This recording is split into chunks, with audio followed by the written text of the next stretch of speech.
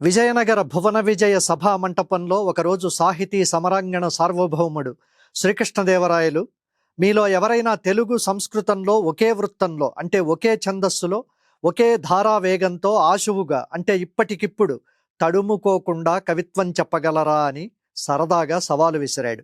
వెంటనే ఆంధ్ర కవితా పితామహుడు అల్లసాని పెద్దన చెప్పిన ఉత్పలమాలిక పెద్ద పద్యమిది. మొదటి సగం 16 అణాల అచ్చతెలుగులో, తరువాతి సగం సంస్కృతంలో ఉంటుంది. ఆ అభంగ తరంగ మృదంగ నిస్వన దీర్ఘ కవిత ఇది. పూత మెరంగులున్ పసరు పూప బెడంగులు చూపు నట్టివా కైతలు జగ్గు నిగ్గు నెనగావలె కమ్మన కమ్మనన్ వలెన్ రాతిరియున్ పవల్ మరపురాని హొయల్ చెలియారజంపు నిద్దాతరితీ పులోయనగ తారసిలన్ వలెలో తలంచినన్ బాతిగగై కొనన్వలెను బైదలి కుత్తుకలోని పల్లటీ కూతలనన్వలెన్ సొగసు కోర్కులు రావలె ఆలకించినన్ చేతి కొలంది కౌగిటను చేర్చిన కన్నియ చిన్ని పొన్ని మేల్మూతల చన్నుదోయివలె ముచ్చటగావలె పట్టి చూచినన్ డాతొడనున్న మిన్నుల మిటారపు ముద్దుల గుమ్మ కమ్మనౌవా తెరదొండ పండువలె వాచవిగావలె పంటనూదినన్ గాతలి తమ్మి చూలి దొరకైవస పుంజవరాలి సిబ్బె పున్మేతలి అబ్బురంపు జిగి నిబ్బర పుబ్బగు గబ్బి గుబ్బ పొంబూతలనున్న కాయ సరిపోడిమి కిన్నెర మెట్ల బంతి సంగాతపు సన్నతంతి బయకారపు కన్నడ గౌళ పంతుక సాతత తాన తానలప సంధి ఉటాడెడు గోట మీటు బల్ మ్రోతలు నుంబలెన్ హరువు మొల్లముగా వలెన్ అచ్చ తెల్గునన్ ఈ రీతిగా సంస్కృతంబు పచరించడు పట్టున భారతీ వధూటీత పనీయ గర్భని కటీభవదానన సర్వసాహితీ భౌతిక నాటక ప్రకర భారత భారతి సమ్మత ప్రభాసీత నగాత్మజాగిరిజ శేఖర సీతమయూఖరేకికా సాత సుధ ప్రపూర బహుభంగ ఘుమంఘుమ గుంఘుమర్భటి జాతక తాళ యుగ్మలయ సంగతి చుంచు విపంచికా మృదంగా తత తేహిత తత్తహితహాదిక ధందణు ధాణు ధిందిమీ వ్రాత నయానుకూల పదవారకు హుద్వహారి కింకిణీ నూతన గల్గలాచరణ నోపురజాళ జళీమరంద సంఘాత వియద్ధుని చకచకద్వికచోత్పల సార సంగ్రహాయాత కుమార గంధివహాది సుగంధ విలాసయుక్తమై చేతము చల్లజేయవలె జిల్లన జల్లవలెన్ మనోహర ద్యోతక గొస్తని ఫల మధుద్రవ గొగ్ృత పాయస ప్రసారాతి రస ప్రసార రుచిర ప్రసరంబుగ సారె సారెకున్. కొన్నిటికి అర్థం అనవసరం, అలాంటిది ఇది. అయినా ఇప్పటి తరానికి తెలియాలి కాబట్టి దీని సారాంశం ఇది.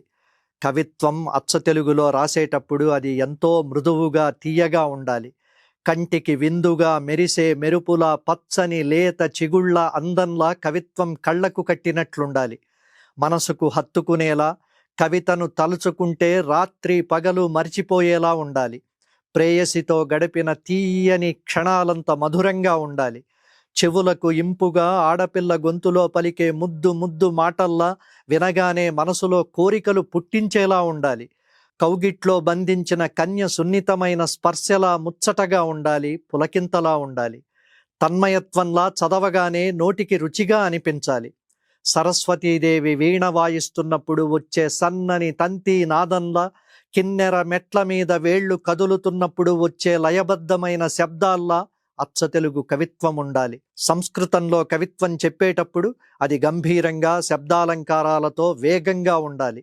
సరస్వతీదేవి ముఖం నుండి వెలువడే సకల సాహిత్య సారంలా అది పాండిత్యమై ప్రకాశించాలి. గంగానది ఉరవడితో ప్రవహిస్తున్నప్పుడు వచ్చే శబ్దాల్లాగా, శివుడి తల మీద చంద్రకళ నుండి వెలువడే అమృత ధారల్లాగా కవిత్వం ఉరకలెత్తాలి. మృదంగం వాయిస్తున్నప్పుడు వచ్చే తేహిత తత్తహిత దంధణు ధింధిమి అనే గంభీర ధ్వనుల్లా పదాల కూర్పు ఉండాలి.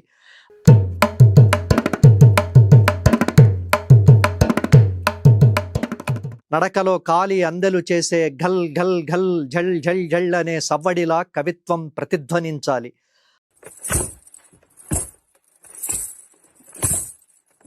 ఆకాశ గంగలోని పద్మాల సుగంధాన్ని మోసుకొచ్చే పిల్ల తెమ్మెరలా మనసుకు హాయినివ్వాలి. ఇవన్నీ కలిసి చివరకు మనసును చల్లబరచాలి. ద్రాక్షాపల రసం, స్వచ్ఛమైన నెయ్యి, తీయని పాయసం కలిపిన రుచి ఎలా ఉంటుందో సంస్కృత కవిత్వం అలా ఉండాలి. అలా అడిగినవాడు సాహితీ సమరాంగణ సార్వభౌముడు శ్రీకృష్ణదేవరాయలు.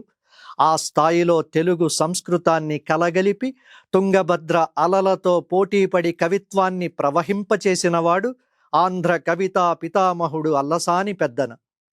ఇప్పుడు అలా అడిగేవాళ్ళున్నారా? అడిగినా చెప్పేవాళ్ళున్నారా? చెప్పినా వినేవాళ్ళున్నారా? విన్నా అర్థం చేసుకునేవాళ్ళున్నారా? అర్థమైనా 10 మందికి పరవశంగా చెప్పగలిగిన వాళ్ళున్నారా? ముగించే ముందు ఒక మాట.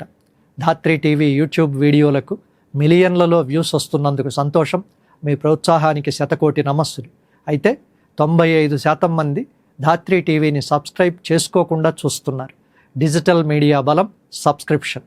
వెంటనే ధాత్రి టీవీని సబ్స్క్రైబ్ చేసుకోండి. 10 మంది భాషాభిమానులతో చేయించండి. తెలుగు భాష, సంస్కృతులు, తెలుగు చరిత్రల మీద మరిన్ని మంచి కార్యక్రమాలు చేయడానికి ఆ సబ్స్క్రిప్షన్, వ్యూవర్షిప్ బలం ఉపయోగపడుతుంది.